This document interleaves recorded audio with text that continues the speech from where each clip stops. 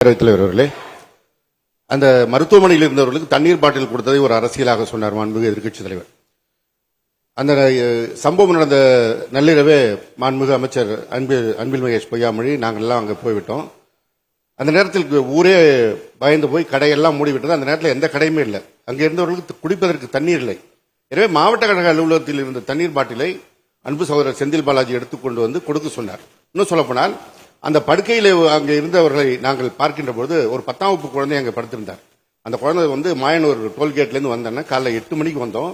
8 மணி வந்ததுலேருந்து நான் தண்ணி குடிக்கல, சாப்பிடல, எட்டவே போல அங்கே தான் இருந்தேன்னு சொல்லி 10ஆம் வகுப்பு குழந்தை. இரவு 2 மணிக்கு செந்தில் பாலாஜி தான் நாங்கள் சாப்பிடவில்லை என்று சொன்னவுடன் எங்களுக்கு உணவு கொண்டு வந்து கொடுக்க சொல்லி நாங்கள் சாப்பிட்டோன்னு சொன்னார்.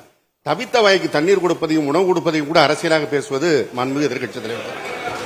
அடுத்ததாக மாண்புமிகு எதிர்க்கட்சி தலைவர் ஒரு இடத்திற்கு அனுமதி கொடுக்கின்ற காவல்துறைக்கு மாண்புமிகு முதலமைச்சர் தான் பொறுப்பு, முதலமைச்சருக்கு பதில் சொல்ல வேண்டும் சொல்கிறார்.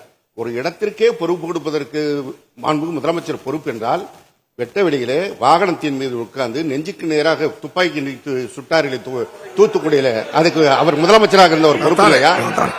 அவருக்கு ஒரு நியாயம், முதலமைச்சருக்கு ஒரு நியாயமா?